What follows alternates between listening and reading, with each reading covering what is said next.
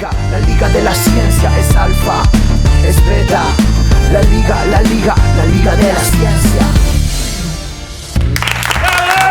Hola, ¿cómo va usted? Hola, Andy, ¿cómo estás? Todo bien. Muy bienvenidos y bienvenidas a un nuevo programa de la Liga de la Ciencia, acá desde Tecnópolis, la casa de la ciencia, el arte y la tecnología. Estamos haciendo estos especiales de verano que nos encantan, de la mano de nuestros columnistas. Claro que sí, aprovechamos el verano para agarrar una temática específica, un tema que nos ocupa y nos preocupa, y poder ir a fondo con ese tema, siempre de la mano, por supuesto, de uno de nuestros columnistas de lujo. Hoy el especial va a ser sobre un tema que nos encanta, Euge y a mí, que es la neurociencia.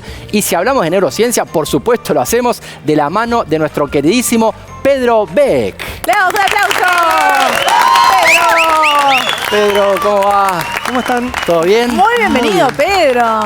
Qué bueno estos especiales, me encantan. Y además, Pedro, te cuento que además de conocer más sobre neurociencia y sobre memoria, que ya nos vas a contar, lo que hacemos en estos programas es conocer más a nuestros columnistas.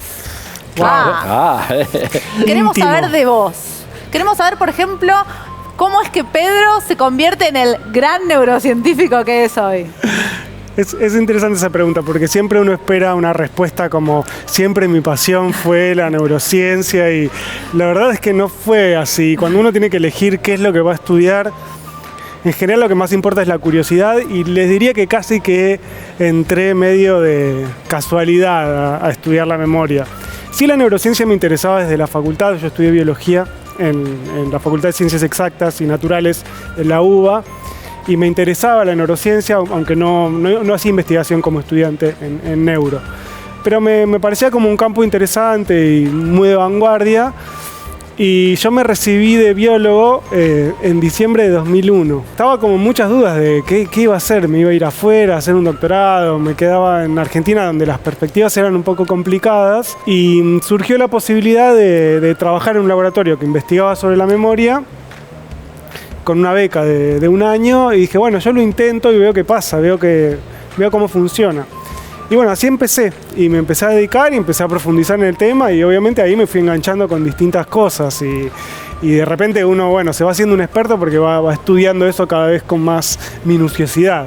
¿Hubo alguna persona que haya sido tu referente o algún libro que te haya marcado profundamente en este camino? No sé si podría elegir un referente. Lo que sí me pasó y me pasa todavía, y eso está buenísimo para los que hacemos ciencia, es que tengo mucha curiosidad, me interesan muchas cosas. Claro. Y entonces está bueno estar digamos, cuando empezás a investigar, estar en un lugar donde tengas la libertad de explorar las cosas que te interesan y te causan curiosidad. En ese sentido, el que fue mi director de tesis de doctorado, Jorge Medina, fue un tipo que nos dio mucha libertad en el laboratorio de hacernos preguntas y de hacer experimentos. A veces hasta cuando uno iba con un experimento, mira, yo quiero hacer esto, y él decía, bueno, yo no lo haría, pero hacerlo igual, ¿no? Mirá, qué bueno, buen consejo. Buen consejo. Como bueno, explorá, digamos, porque por ahí yo no tengo razón y vos tenés razón. Claro. Entonces me parece que son esas actitudes más allá de esas referencias, digamos, de la gente que te da la libertad para explorar las cosas que uno ya tiene y por las que siente curiosidad. Claro. Y dentro de la neurociencia, la memoria, que tiene que ver mucho con la identidad, ¿no? Con lo que somos, con lo que se hace uno. Sí, digamos, es casi inseparable, ¿no? La idea de la memoria como representación de lo que es uno. Y lo loco de la memoria, bueno, ya vamos a hablar bastante del tema, pero ¿cómo es que uno va creciendo y es una persona diferente, pero sabe que es uno mismo y mantiene esos recuerdos que finalmente son pura química, ¿no? Porque, digamos, los sustratos de la memoria son químicos. Entonces, todo eso que en realidad está en constante cambio, imagínense, las células se mueren, las proteínas se degradan y se recuperan, y sin embargo los recuerdos permanecen. O sea, ¿qué es lo que está pasando ahí? Es increíblemente complejo e increíblemente interesante para estudiar. Cómo es que nuestros recuerdos permanecen a lo largo del tiempo mientras nosotros vamos cambiando y se va renovando todo nuestro cuerpo y todo nuestro cerebro. Además de trabajar de investigador científico, te dedicas desde muy temprano a contagiar la curiosidad, tanto en Expedición Ciencia como a escribir libros de comunicación de la ciencia. ¿Cómo empezó esas ganas de contagiar ciencia? Eso también tiene que ver con las ganas de compartir la manera en la que uno ve el mundo, porque uno dice, bueno, está buenísimo ver el mundo así. porque mucha gente, viste, piensa, bueno, que la ciencia como que le quita la magia al mundo, y en realidad es un poco al revés. Es increíble ir descubriendo o tratando de entender cómo funciona con las herramientas de pensamiento que te da la ciencia. Y entonces un poco partió de ahí, me fui contactando con gente que tenía las mismas, cuestiones parecidas, intereses parecidos, como Melina Furman, Diego Lombeck, etcétera. Digamos, gente que, como ustedes, ¿no? También. Claro.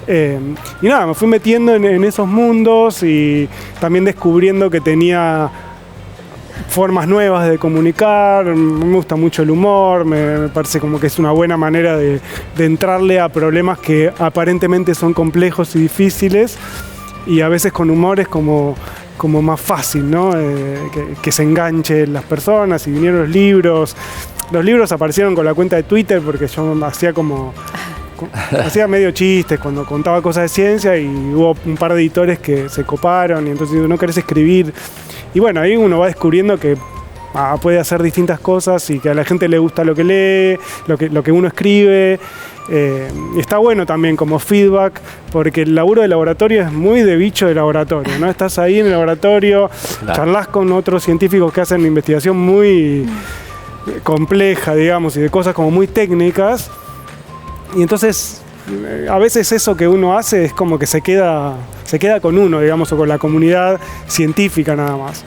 Y está bueno ver cómo impacta eso en la gente, ¿no? Cuando uno empieza a contar cosas que uno supone que para uno son triviales, pero la gente que no hace ciencia no las conoce. Claro. Y a veces se sorprende porque es como ver cosas por primera vez, cuando uno dice, bueno, pero esto yo ya lo sé, parece obvio. No, pero para otros no lo es, y te abren los ojos así. Entonces eso también es como...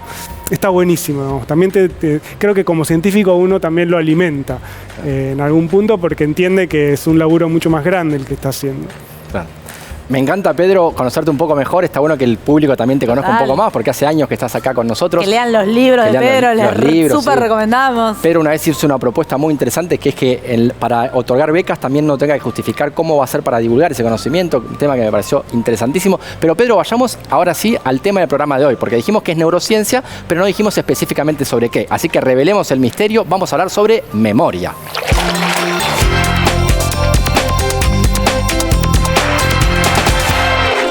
Pedro, de todos los campos de la neurociencia, que son un montón, vos te especializás en memoria, que tiene mucho que ver con lo que somos, ¿no? ¿Qué es la memoria?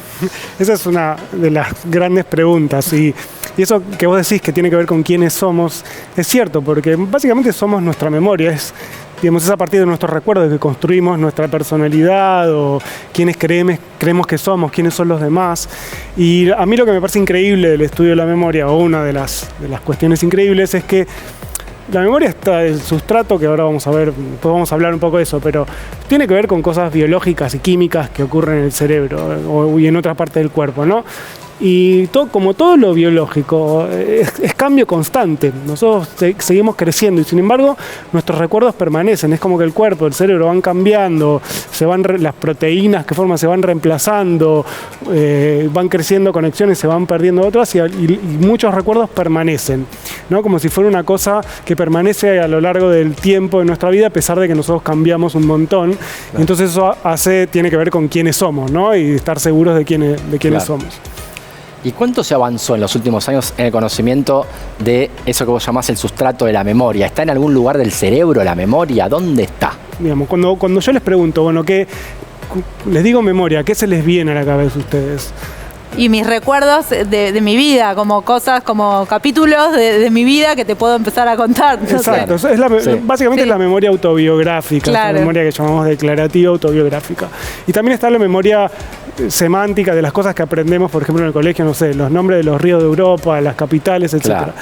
Y no necesariamente esos son cosas que van a cambiar nuestro comportamiento. Digo, no sé si saber los ríos de Europa va a cambiar, a menos que vaya a Europa y vea el río, y ni siquiera ahí te diría que me comportaría de manera diferente por conocer el nombre de ese río.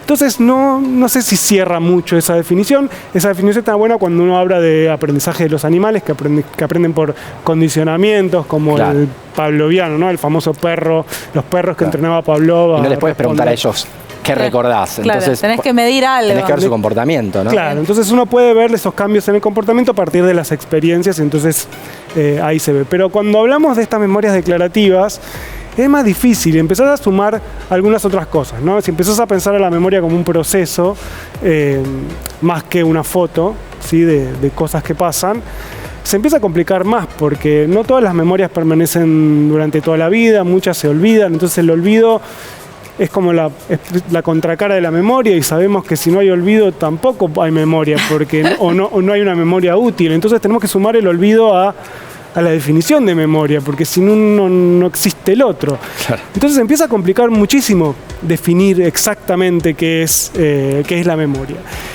Y no todo lo que aprendemos es necesariamente útil y lo vamos a ver en un cambio en el comportamiento, y ni siquiera en los animales. Ya hace mucho tiempo se empezó a descubrir que los animales almacenan información sobre el mundo que no necesariamente es útil, que es útil en un determinado contexto en donde puede ser, digamos, necesaria esa información para encontrar algo, para reproducirse o lo que sea, pero no necesariamente ese conocimiento o esa información eventualmente se va a utilizar. Entonces no tiene que ver con la cosa utilitaria la Claro. definición de memoria. Pedro, ¿y nos trajiste un video? Sí, porque esto va a la pregunta que hacía Andy, ¿no? ¿Cuál es el sustrato físico de la memoria? ¿Qué es la memoria orgánicamente y físicamente? Claro. ¿Y dónde se encuentra? ¿Y cómo podemos saber qué es eso? Bueno, esa pregunta obviamente es una de las preguntas del millón en el campo de la memoria y no sabemos muy bien. Pero bueno, lo que vamos a ver en el video es cuánto hemos avanzado con herramientas muy nuevas para tratar de entender exactamente qué es la memoria en el cerebro y cómo uno puede verla en el cerebro. Vamos ya mismo a ver el video. ¿Dónde se alojan los recuerdos? La pregunta acerca de qué es la memoria es complicada de responder. Uno se vive enfrentando a cosas que no sabe qué son. Cuando vas a una cantina del universo de Star Wars y te sirven algo indescifrable. Te preguntás qué es y tiene un nombre como es rosado, con manchas negras que parecen ojos, parecería que un cordero se comió un pollo, que se había comido un langostino y vomitó esto dentro de una morcilla transparente que llegó al plato. Con la memoria ocurre algo parecido. Los científicos tenemos muchísima información acerca de lo que se necesita para construir recuerdos, para almacenarlos, para recuperarlos y hasta olvidarlos. Pero todavía no podemos decir exactamente qué son los recuerdos. Sin embargo, es probable que nos estemos acercando peligrosamente. Si conociéramos lo suficiente sobre su sustrato físico, deberíamos poder prenderlos y apagarlos cuando se nos dé la gana. La cuestión es que, desde hace unos pocos años, esto es posible. En ratones. ¡Qué susto, eh! ¿Cómo se hace para ponerle un interruptor a una neurona? Tip. No llamar al electricista. Te va a decir que sabe hacer el trabajo, va a hacer cualquier cosa y te va a cobrar carísimo. Lo primero es llamar a algún biotecnólogo o similar que agarre los genes de unas algas verdes unicelulares y los transfiera al cerebro de unos ratones. A partir de esos genes, las neuronas van a producir unas moléculas que cambian de forma si se las ilumina. Esta metodología se conoce como optogenética. Opto quiere decir visión, y visión se relaciona con luz, y luz se relaciona con conocimiento, y al final todo se relaciona con todo. Y genética porque bueno, los genes están en todos lados, también en el ADN de las algas unicelulares. Además, genética en el nombre queda siempre re cool. La cosa es que unos científicos encontraron la manera de que estas moléculas solo se fabriquen en neuronas que fueron activadas por alguna experiencia. Después es sencillo, solo hay que meter una linterna muy finita en el cerebro de manera de que se puedan iluminar esas neuronas. Lo fascinante es que esas moléculas de las algas, al ser iluminadas y cambiar de forma, hacen que la neurona se active. Entonces, se le enseña algo al ratón, pero que no sea lógica kantiana ni sistemas de ecuaciones diferenciales. Normalmente, asociar un contexto con algo peligroso. Cuando el ratón esté en ese contexto, se va a paralizar porque sabe que es un lugar en el que ocurrió algo negativo. Pero, ¿qué pasa si activamos los interruptores moleculares con la linternita, pero fuera del contexto peligroso? Suspenso. Los ratones actúan como si hubiera un peligro. Parecería que se está activando la memoria de la experiencia de miedo en un lugar diferente y de manera artificial. ¿Todo esto para decir que la memoria está en las neuronas? ¿Dónde cuernos iba a estar si no? Bueno, sí, pero no en cualquier neurona. Cada recuerdo estará formado por un conjunto de neuronas particular, diferente al de otros recuerdos. ¿Esto es peligroso para los humanos? ¿Los científicos van a manipular nuestros recuerdos? Pues no, eso se lo dejamos a los medios de comunicación. Mientras te cuides de que no te inyecten genes de alga unicelular en el cerebro, ni te pongan linternas de fibra óptica, estás a salvo. Igual, ¿A quién no le gustaría prender y apagar sus recuerdos a voluntad? Te la dejo picando.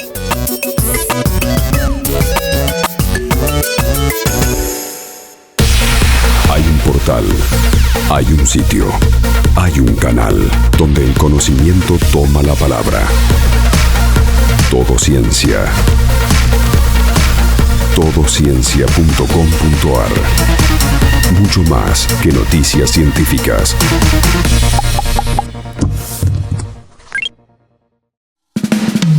Es nano, es mega, la liga de la ciencia. Es alfa, es beta, la liga de la ciencia.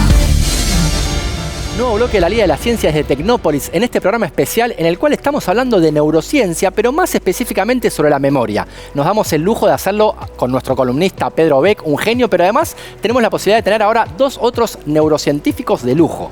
Sí, tal cual. Estamos con Diego Moncada, que es investigador de CONICET y trabaja en el Instituto de Robertis y es especialista en memoria, y con Pedro Cafaro, que es doctor en neurociencias del movimiento. Me parece muy completo para abordar los distintos tipos de memoria, muy bien pensado todo esto. Vamos a dejar a Pedro, nuestro columnista de lujo del día de hoy, que haga la primera pregunta.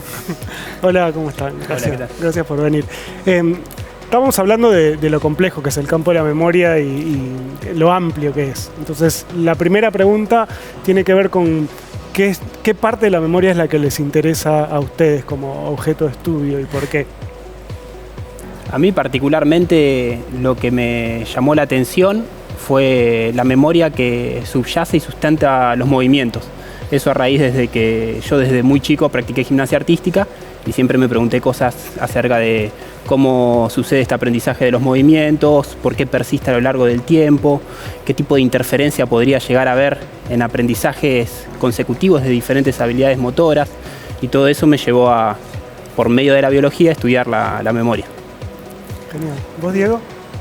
Y es compleja la respuesta. O sea, en lo personal, en mi campo de estudio, lo que hago es tratar de entender cómo inicia el lugar donde se almacenarían las memorias, cómo puede determinarse y cómo interactúan. Digamos, eso es como lo que yo estudio. Pero ¿por qué me interesa estudiar la memoria? Me parece que tiene más que ver con una cuestión existencial, por la idea de estudiar aquello que le permite a uno construirse en el tiempo. La interacción del individuo con el entorno y su conocimiento de sí mismo. Más filosófico, más de otro punto de vista. De hecho, soy biólogo por algún motivo extraño. Cuando tenía que debatir qué iba a hacer, me debatí entre estudiar historia y biología y terminé de este lado. Qué Bueno, interesante. pero te dedicaste a la memoria. La historia tiene mucho que ver en algún punto con la memoria, ¿no? Pero es interesante que él más de un lado filosófico, es de un lado más el movimiento, ¿no? De práctico de la vida cotidiana. Sí. Les quería preguntar también, hoy en día todos hablamos también de memoria cuando hablamos de computadoras. Entonces, ¿cuán apropiadas son esas analogías con la computación, con las computadoras, cuando hablamos de memoria? A mí mucho no me gusta. ¿No te gusta? Es fácil, digamos, ¿no? Para entender que uno agarra, graba algo y ahí se almacena y después se recupera. Lo que pasa es que lo que tiene la computadora es como esa cosa rígida. Uno agarra, graba algo y se recupera. Y la memoria no es así, es mucho más maleable, es más flexible. Se actualiza, cambia, y cambia mucho en función del uso, cosa que no pasa en la computadora, es como claro, que es distinto. Claro. Y con las computadoras tampoco se mueven mucho, claro. O sea que me imagino que... No, yo tomaría en cuenta qué tipo de analogía están haciendo con la computadora. Creo que como primera aproximación para entender un poco cómo son los procesos de memoria podría llegar a servir, pero enseguida lo tomo entre pinzas y lo usaría con cuidado. No, y hay analogías lindas. Uno cuando agarra la computadora, viste que tiene como estas memorias rápidas de acceso inmediato y unas memorias que duran más tiempo. Eso ocurre, digamos, en los procesos de memoria también. Lo que pasa, me parece que ustedes hablaron algo al principio cuando uno piensa en la memoria como esta cosa muy autobiográfica. Sí. Eso en términos de una computadora no existe, porque la computadora es fijo y tu autobiografía, tu percepción de vos, con el tiempo cambia. Claro. Sí, además hay algo interesante que es cuando vos, digamos, utilizás una computadora y grabás algo en el disco rígido, en un dispositivo con un disco rígido, ese archivo se guarda y vos lo podés recuperar, cambiar y volver a guardar. algo así pasa en el cerebro también, porque uno, en esa analogía, digamos, la memoria está almacenada en algún lado, como una especie de archivo, con muchas otras características que no son similares a la del archivo que uno guarda en la computadora, porque va cambiando con el tiempo, o sea, no queda igual, no queda almacenado fijo eternamente. Pero lo que sí es cierto es que nosotros tenemos almacenadas esos recuerdos en algún lado y están inactivos. Hasta que nosotros no los evoquemos y no los traigamos a nuestra conciencia, por ejemplo, si es una memoria autobiográfica, eso no va a estar activo. Entonces, en ese sentido, se parece un poco a recuperar ese archivo desde el disco rígido y abrirlo. Y lo otro es que cada vez que uno recupera esa información, tiene la oportunidad de cambiarla y de guardar un archivo nuevo en algún punto. Y eso también parece ocurrir en el cerebro. Entonces, eso sería como una buena analogía, claro. Pero quizás no tan buena es que uno tiene, digamos, uno compra los discos rígidos o la computadora con cierta capacidad y en el cerebro no conocemos cuál es la capacidad. Claro. Eso está bueno.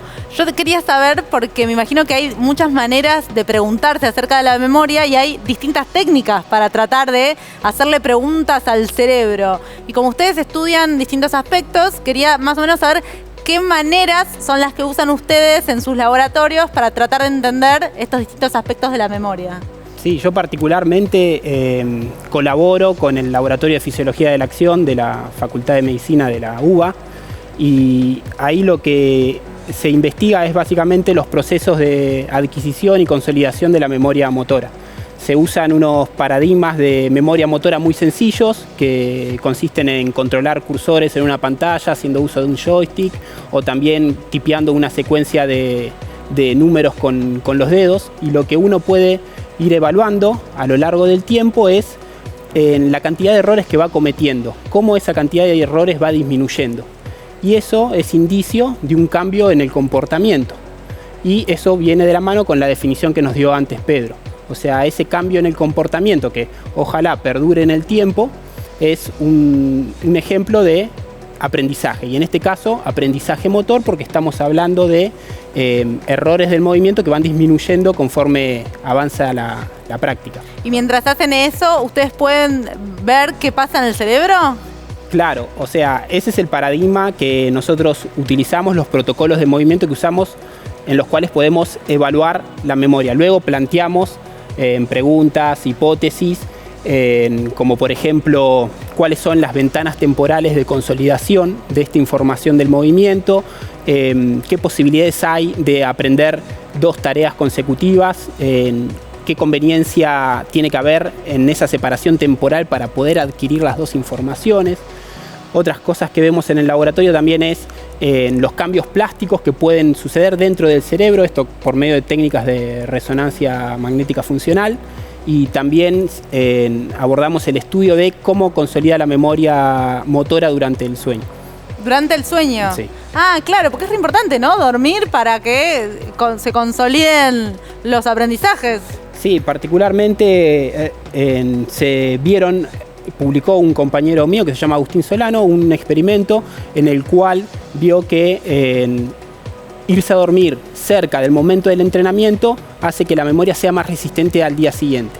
Diferente a si el momento de dormir es mucho más alejado del momento del entrenamiento. O sea que si dormís a la noche te conviene entrenar a la tarde y no a la mañana, sería una conclusión. Que esté pegado al momento de irse a dormir. Mira, qué bueno. Mira, ¿eso valdrá, eso valdrá también para la memoria cuando uno estudia para un examen, por ejemplo? Sí, también aplica, no es nuestro terreno de investigación, es ya memoria declarativa en ese caso. Claro. Nosotros vamos por el lado de la memoria motora, pero sí, aplicaría también. Sí, en ese sentido hay muchísimos estudios sobre la memoria y el sueño y cómo esa memoria se fija y se estabiliza. Pero también hay mucha discusión al respecto, sobre todo estas diferencias entre las memorias que son motoras o que tienen que ver con movimientos, o las memorias declarativas y los aprendizajes que probablemente tengan más relevancia para cuando uno quiere estudiar. Claro. Y como el sueño tiene distintas fases, no está clarísimo, en qué fases del sueño es en las que estas memorias se consolidan y si son iguales esas fases para las memorias declarativas y las memorias no declarativas. Hay muchos estudios. Sí, para las memorias no declarativas y de tipo de movimientos procedurales, se sabe que hasta una siesta te puede servir para consolidar esos nuevos movimientos. Lo que quiere decir es que por ahí no tienen que pasar todas las fases y todos los ciclos del sueño para que la memoria se consolide, sino que con un ratito mirá. simplemente funciona. Para las memorias declarativas está bastante menos claro. Mirá. Bien. Diego, nos quedó en deuda tu respuesta a la pregunta de Euge sobre tus métodos de estudio de la memoria. Bueno, no, yo trabajo en otro modelo, trabajo en roedores. Bien. Estudiando conducta con distintos paradigmas de comportamientos en roedores, porque, bueno, hasta cierto punto hay un límite en el estudio de la memoria que está en saber que la memoria existe, digamos, como tal. Y entonces, para saber que existe como tal, o tenés a alguien adelante al que le preguntás algo, o ves algo que cambia la conducta, que era lo que ustedes discutían adelante. Entonces, siempre necesitas en algún momento trabajar con un organismo vivo que haga algo. Después podemos discutir qué organismo vivo y qué hace. En mi caso son roedores. Trabajo con roedores y estudiamos una región en particular, que es el hipocampo, y procesos químicos, como decía Pedro, que pasan adentro del hipocampo, haciendo farmacología local, mientras los animales están aprendiendo distintas cosas. Y he estudiado parte de la función de la actividad eléctrica del cerebro haciendo electrofisiología. Después, en algunos momentos, tratando de ver cambios moleculares. El problema es que es una cuestión tan integral el tratar de entender cómo se almacenan las memorias que, bueno, requieren distintos niveles de estudio. Sí. Yo me focalizo más en la parte farmacológica y conductual, pero necesito una integración de múltiples niveles de análisis. Es interesante porque Diego por ahí no lo contó y por ahí vale la pena contar más en profundidad, que él, digamos, gran parte de lo que estudia es cómo interactúan los aprendizajes, cómo se modulan o cómo se modifican esos aprendizajes y la consolidación de esos aprendizajes en una memoria de acuerdo a lo que nos pasa o lo que le pasa a los animales alrededor de ese momento del aprendizaje. Entonces puede pasar que el animal aprenda algo y después tenga otra experiencia que no ha tenido antes y que eso potencie, por ejemplo, la consolidación del aprendizaje o no, y eso está muy relacionado con lo que pasa a nivel celular, digamos, y lo que pasa en las neuronas. Entonces hay como toda una construcción teórica que va desde niveles como más chiquititos, desde lo que pasa con las neuronas y lo que pasa cuando las neuronas se activan persistentemente y cómo cambian esas conexiones, y lo que se ve comportamentalmente después en los animales, que parece tener bastante relación. O sea, a ver si entendí. Por ejemplo, esa típica pregunta de qué estabas haciendo el día, no sé, el 11 de septiembre que se cayeron las torres, que todos nos acordamos, uno trata de ver, vos lo que tratás de hacer vos y tu equipo, de ver cómo son los circuitos de las neuronas de ratones que pasan por experiencias similares. No sé si los circuitos, tratar de entender, decirte, ¿vos te acordás qué estabas haciendo el 11 de septiembre? Bueno, supongo que gran parte de la audiencia no, porque bueno, deben ser mucho más jóvenes que nosotros. A mí se me está quedando vieja la analogía. Y la realidad es que la pregunta por ahí es, ¿por qué te acordás qué estabas haciendo ese día? Si te preguntás sobre cualquier otro 11 de septiembre, ¿qué estabas haciendo? Y es difícil que uno lo recuerde, ¿no? Claro. Entonces, parte de mi pregunta tiene que ver con en qué condiciones eso que ocurre antes o después de lo que estamos haciendo, porque estamos haciendo cosas todo el tiempo. Sí. La mayoría no las recordamos, de hecho. ¿En qué condiciones aquello que ocurre antes o después ayuda o compromete el almacenamiento de información? Y claro, eso tiene que ver con procesos que pasa adentro y con cosas que alteran, digamos, los circuitos donde se va a almacenar esa información, si uno se arma la película grande, digamos, de pensar el circuito. Pero después tenés un problema, que es que cuando estás viendo al animal, no estás viendo el circuito. Claro. Y cuando estás viendo el circuito, difícilmente estás viendo al animal. Más recientemente se están pudiendo empezar a estudiar estas cosas, aunque es muy difícil hacerlo con múltiples tareas simultáneamente. Entonces es una construcción escalonada, que uno trata de ir infiriendo cosas, decir, bueno, si esto pasa, entonces tiene que pasar tal cosa. Bueno, ¿pasa? No pasa. Bueno, en ciencia, viste, uno tiene muchas ideas. En general, la mayoría son malas. O sea que Bueno, pero hay que ir cuando uno tiene descartando. buenas ideas es lindo. Pero a mí lo que me encanta de lo que estudian ustedes y un poco la idea de estos programas, estos especiales de verano, es despertar vocaciones, que el problema complejo de la memoria, que está buenísimo, se puede abordar de verdad de muchos niveles y si bien, bueno, la biología tiene mucho para decir, también hay personas que se dedican a la memoria desde el lado de la psicología, desde la física, desde la computación, o sea que me parece que todos esos niveles, entender desde las moléculas, los circuitos o el cerebro entero o qué pasa cuando dormimos, algo directamente macro, está bueno como compartir esta complejidad de un tema fascinante. Yo me preguntaba también esta separación, porque Pedro es más de memoria de movimiento y vos haces más memoria de comportamiento, que es más relacionado al episódico, si se quiere. Pero a nivel del cerebro, ¿hay evidencia de esa separación? ¿Hay diferentes partes involucradas en el cerebro cuando recordamos un movimiento o cuando recordamos una fecha, por ejemplo? Particularmente en lo que es movimiento, se describió con diferentes experimentos que la memoria motora tiene un componente declarativo, explícito, teórico, que podría ponerlo en palabras porque te puedo contar cómo es que sucede un movimiento, pero por otro lado tiene un componente sensorio-motor del movimiento. Entre esos dos componentes uno construye lo que es el movimiento. Y ese componente declarativo tiene mucho en común con la memoria declarativa. Y eso, bueno, sí, se describió, lo llaman componente implícito y explícito del movimiento. Esa parte sensomotora, entonces, están en regiones del cerebro dedicadas más a la percepción del mundo y a las órdenes motoras del cerebro.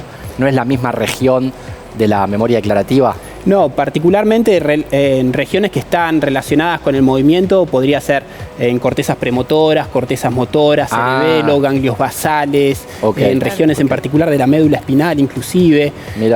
Pero, por supuesto, dialogan con regiones del cerebro que tienen que ver más con la información declarativa, como por ejemplo el hipocampo. Recientemente en el laboratorio se publicó un trabajo en el cual se vio que durante el aprendizaje motor hay activaciones del hipocampo, y no solamente del hipocampo, sino también del precunio, que lo que hace es que haya un diálogo entre el hipocampo y la corteza.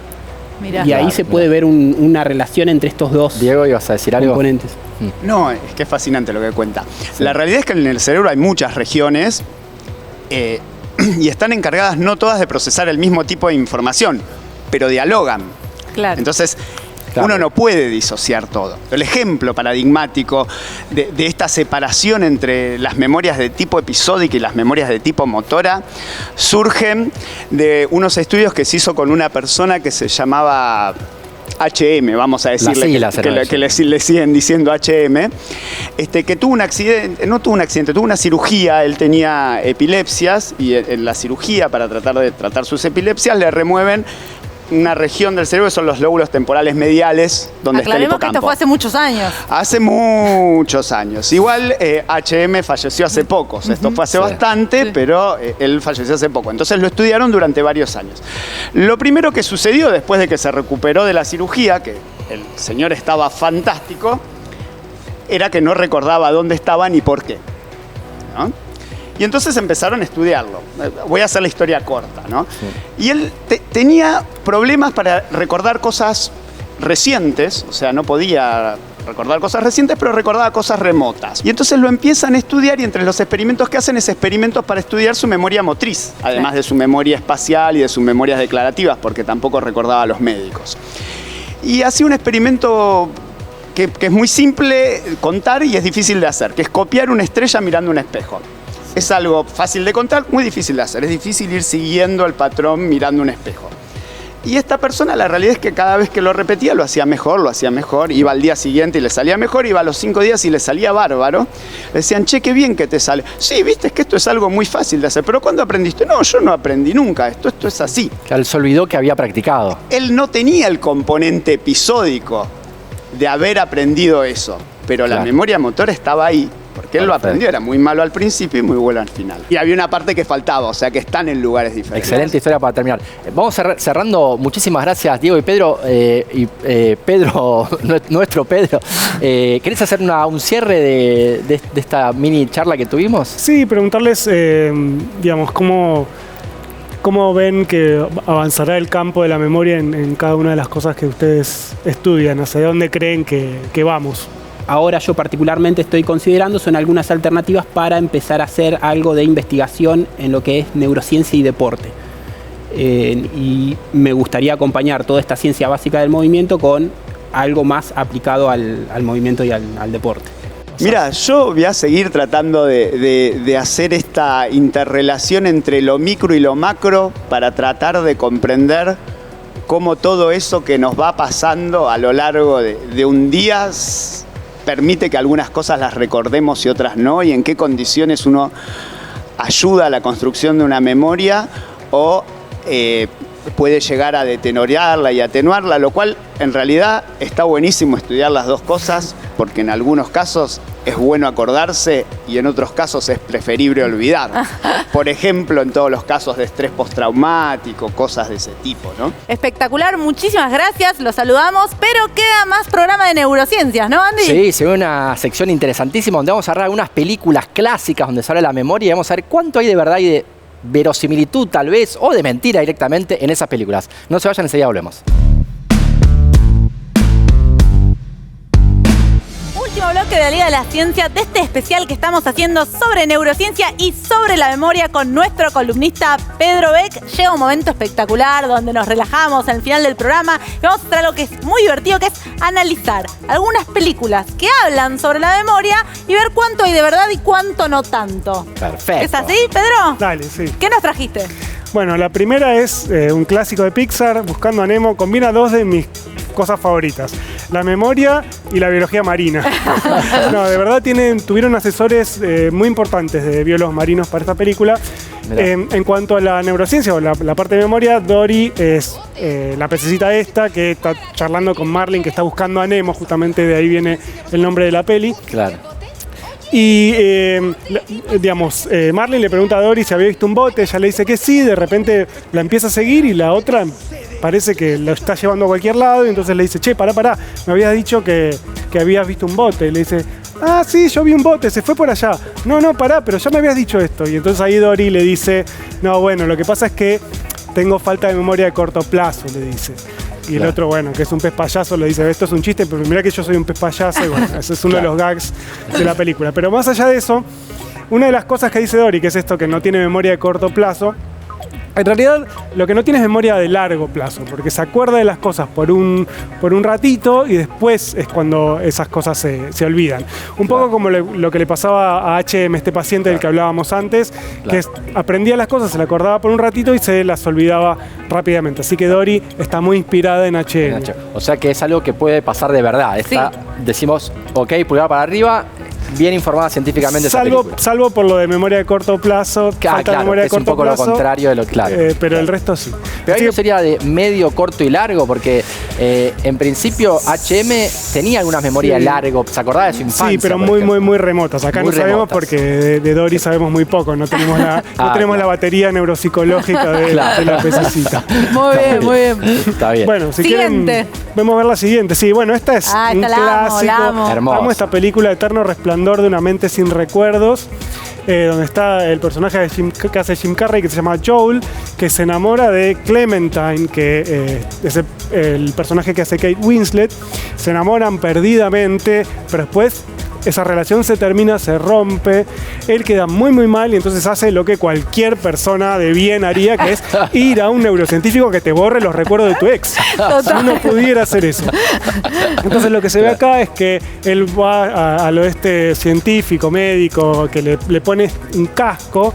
Y entonces él llevó como distintas cosas que tenían que ver con la relación. Por ejemplo, no sé, la canción que escuchaban juntos, el perfume, algo de ropa, lo que sea. Y cada uno de esos elementos le activa algún recuerdo que tiene que ver con la relación. Entonces cuando eso se activa, el casco inmediatamente ve qué parte del cerebro se activó con ese recuerdo y como que le pone una etiquetita. Y mientras él duerme después con ese casco, se van prendiendo esos recuerdos y el casco los va eliminando uno por uno. Entonces después él se despierta y se olvidó de su ex, no le les voy a spoilear La No película. lo spoilees porque Más alguien no nada, la vio, pero porque es muy buena, buena. la recomendamos mucho, es muy es linda. excelente, muy, muy recomendable. Jim Carrey está muy respetable en esta película. Claro. Muy bien. ¿Y cuánto pensás que No, es verosímil bueno, esto, no? Es verosímil. Es completamente verosímil, porque algo que sabemos ahora es que cuando una memoria se recupera, se hace como susceptible, se hace lábil y frágil y uno puede interferir con esa memoria. Entonces esto, si bien no es exactamente eso lo que hacen, sí lo que está pasando es que cuando se activa esa memoria,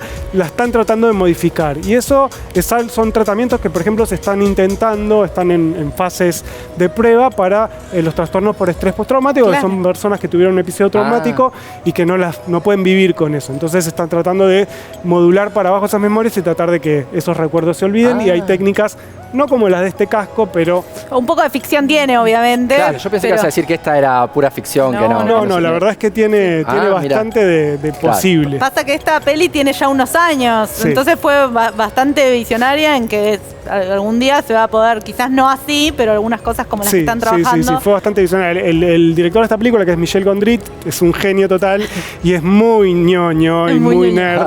Entonces hay muchos elementos de ciencia en general en sus películas que son bastante absurdas y surrealistas. Bueno, ahora va a haber un montón de gente que terminó con un ex y te va a escribir para que le borre su memoria. Prepárate. Bueno, podemos ver la que sigue. Otra de Pixar. Gran peli. Intensamente. En esta película ocurre todo en el cerebro de una preadolescente que se llama Riley, que se muda a una ciudad nueva porque el papá tiene que trabajar en esa ciudad. Y bueno, están todas las emociones, no todas, pero algunas de las emociones en su cabeza controlando su comportamiento. En este caso esta es alegría y lo que tiene en sus manos son esas bolas que son los recuerdos de Riley. Claro. Y ahí está tristeza, que bueno, están en esta especie de laberinto que lo llaman la memoria de largo término, ¿sí? Porque están tratando de juntar esos recuerdos nucleares de Riley para que no se pierdan, pero están perdidas en ese laberinto de la memoria. En algún punto es interesante porque por ahí nuestra memoria de largo plazo se parece a esta cantidad de recuerdos y cosas que tenemos almacenadas. De hecho, es muy gracioso porque van encontrando esto. En un momento dicen que, bueno, esto se tiene que olvidar y entonces, no sé, la publicidad tal cosa se va, ¿no? Hay La como tira. hay como administrativos que deciden qué se queda y qué se va. Pero en particular, algo interesante es cómo están ubicados los recuerdos en este laberinto, ¿no? Como si los recuerdos fueran pelotitas. Y hay algo que no está tan bueno de eso, es que si uno piensa, nuestros recuerdos no están aislados unos de los otros, Claro. sino que están Claro. todos conectados entre sí. Cuando uno recuerda una cosa en general, es como esas cintas de los pañuelos de los magos, ¿no? Empieza uno a tirar una cosa y empiezan a Sí. salir muchas otras cosas. O sea que es difícil como establecer dónde empieza un recuerdo y dónde termina un verdad. recuerdo, dónde empieza otro, Claro. y como si estos fueran pelotitas. Entonces, sí esta película le pegó muy bien a esta idea de la memoria de largo plazo, como este gran laberinto donde está todo almacenado, y a la idea de que existe el olvido y de que muchas de estas cosas se eliminan. Pero la representación de cómo es esa memoria en esas pelotitas por ahí no está. Es un poco no está tan esquemática, buena. simplificada, digamos. Claro. Está muy claro. simplificada. Claro. Pero es una gran peli, la recomendamos también. Sí, hermosa película. Siguiente peli. A Uy, ver. acá tenemos. Esta es ¿qué pasó ayer? ¿Qué pasó ayer? Un grupo de amigos que se van a celebrar despedida de soltero, lo que sea, porque alguno se casa y se empedan mal. Claro. Y entonces al día siguiente hay uno que falta y nadie se acuerda qué pasó. O sea, no tienen idea y de repente, bueno, en la primera encuentran un tigre en el baño y nadie entiende por qué pasó eso. Entonces esto es como una exageración de cuáles son los efectos de, digamos, la intoxicación por alcohol sobre la memoria. ¿Y cuánto hay de En algún cierto? punto esto ocurre, digamos, la gente que se ha intoxicado alguna vez Alguien con que se alcohol emborrachó mucho lo sabe. sabe que no se acuerda. Puede tener así puede periodos donde tener no te acordás nada. un periodo de amnesia total de una noche entera tranquilamente. De hecho, lo que suele pasar es que las personas olvidan lo que pasó esa noche donde ocurrió la intoxicación, pero recuerdan muy bien lo que pasó antes de la intoxicación, porque algo que ocurre, el alcohol es un depresor del sistema nervioso, ¿sí? O sea, lo que está haciendo el alcohol básicamente es bajar la actividad neuronal, y eso impide que se procese esa memoria, se estabilice, se consolide en una memoria. Entonces, esos recuerdos desaparecen. Pero como impide que pase eso, es como que te potencia todo lo que ocurrió antes, porque no hay interferencia, digamos. No es que los nuevos aprendizajes interfieren con lo que mirá qué aprendiste interesante. antes. Mirá, eso no sabía. Entonces mejora la memoria de lo que ocurrió antes de la intoxicación. No lo usen, ¿En serio? bueno. No lo recomendamos, sacar la vida de la ciencia para... Más de uno dice, con razón. Sí, claro. Igual la probabilidad de que tantas personas se olviden absolutamente de todo lo que pasó es baja, Ahí digamos. está. Es posible, ellos van reconstruyendo de a poco alguna cosa, pero bueno, eso es muy baja. Pero sí la intoxicación por alcohol produce una amnesia profunda, Claro. siempre que Además sea de otras mucho, cosas, ¿no? es un peligro. Y recuerden, Así que no sí. vale estudiar y después emborracharse, ¿no? Eso no. No, por favor, por no. favor, No eso lo no. hagan. Esa Y no. menos nombrar a la Liga de la Ciencia Sí, como sí, excusa. eso- Como excusa, Eso no. claro.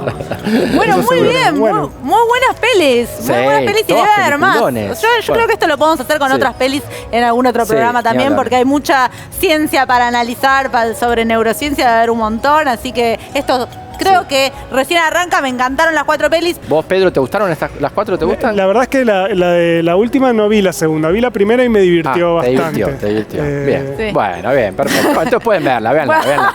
Vean todas. Bueno, yo sé lo que le está pasando ahora a todos los que nos están viendo, es que quieren tratar de entender la memoria, quieren estudiar neurociencia, y entonces aprovechemos que lo tenemos a Pedro acá, y aprovechemos que podemos, la Liga de la Ciencia es un poco un servicio a la comunidad. Contémosle a todos y a todas dónde estudiar neurociencia, biología, física, química, computación, psicología, Claro. porque en definitiva es un poco todo eso, ¿no?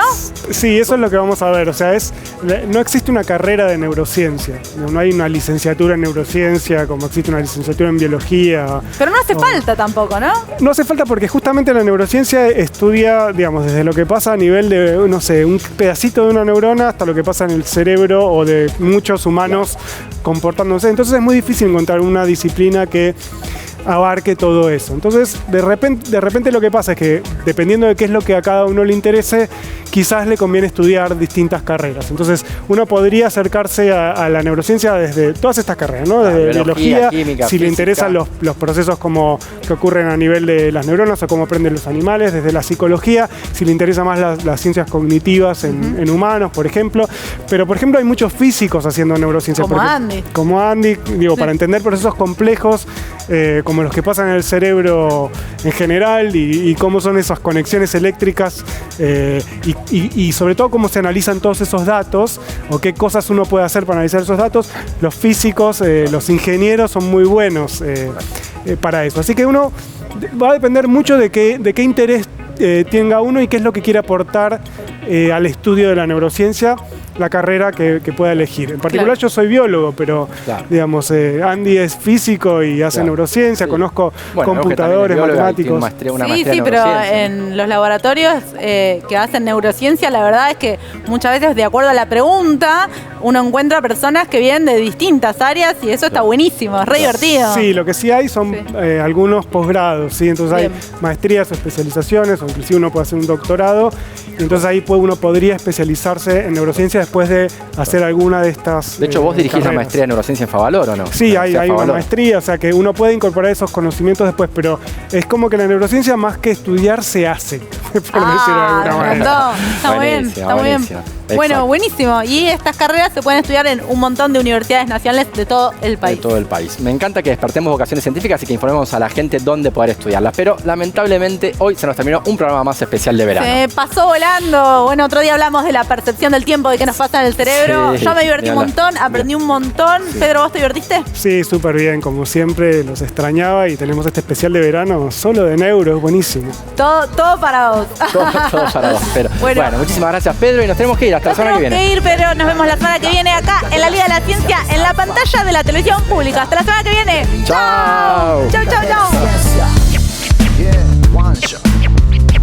Hey yo, un protón muy excitado, un neutrón descolocado, un genoma descifrado, un fantasma del pasado, un microbio liberado, un pronóstico acertado, un desastre anunciado, un volcán descontrolado. Es nano, es mega, la liga de la ciencia es alfa, es beta, la liga de la ciencia. Yeah, one shot. Hey yo, Un protón muy excitado, un neutrón descolocado, un genoma descifrado, un fantasma del pasado, un microbio liberado, un pronóstico acertado, un desastre anunciado, un volcán descontrolado. Es nano, es mega, la liga de la ciencia. Es alfa, es beta, la liga de la ciencia.